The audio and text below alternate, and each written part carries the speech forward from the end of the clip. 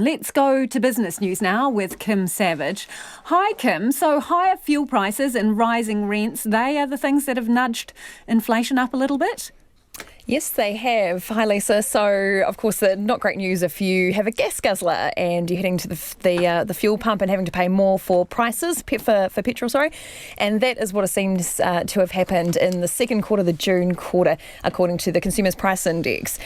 Also contributing to that rise in inflation we've seen is rising rents too. So, of course, not fantastic news if you're already struggling to afford your rent.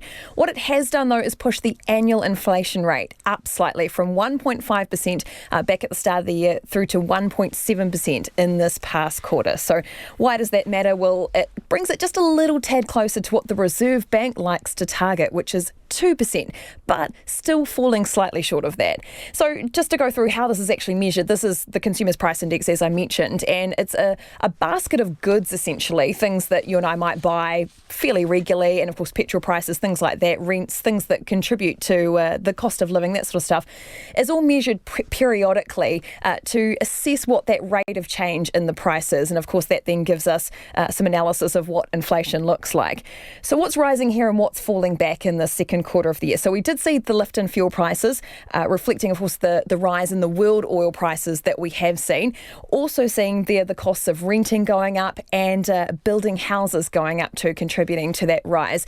Was offset ever so slightly by the cheaper second-hand cars and also lower domestic airfares as well we saw there. So a few declines there within that transport sector.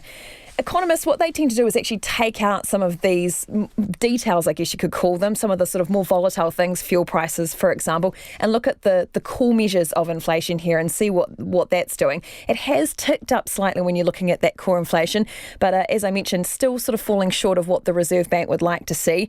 And what that potentially means is, or likely actually means, is that the Reserve Bank is probably going to cut the official cash rate, potentially, economists reckon, in August, as early as that. And we may in fact see further cuts later in the year. Of course, that will help to stimulate the economy. Hey, I'm interested in this story about Batch Care. Now, this is a holiday rental booking company, but it seems it's got itself in a little bit of trouble. What's it allegedly been up to? Yes, facing 2 charges under the Fair Trading Act laid by the Commerce Commission. So the Commerce Commission is alleging here that Batch Care misled customers by manipulating its online reviews posted by users about its accommodation services. So a bit about Batch Care. It has around 2,000 properties listed on its website, has about 150,000 customers a year. So, you know, it's a reasonable size online service. So what the Commerce Commission did is conducted a full investigation into Batch Care, and the charges that have amounted out of that investigation relate to the period between the 1st of June 2017 and 28th of September 2018. So we're talking about a period last year. So what the Commission says happened here is that Batch Care removed negative comments from some of its customer reviews before publishing on the website, and then did not publish any reviews to which consumers had given a star rating of less than 3.5 out of 5. So essentially they'd come in and they'd interrupted that process of the consumer providing the review and it then going up on the website. What the Commission says is that Batch Care has engaged in conduct that was liable to mislead consumers by doing this. So that is where those charges have amounted to. So of course, now this is all before the courts.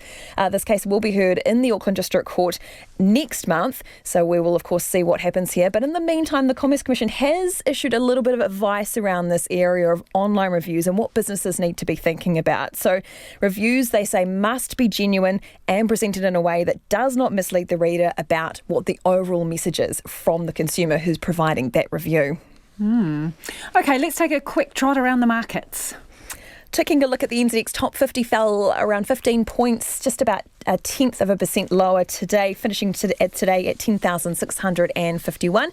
And looking at the dollar, 67.3 US cents and 95.7 Australian, 53.8 pence. Asian stocks did end the day a little bit higher there. Investors really just waiting to see some news out from the US. It's earnings season kicking off this week, so we're going to hear from the likes of Citigroup, a number of other the big financial institutions. So investors really holding out for those, and some retail sales data out of the US as well, keeping things a little bit quiet at this stage.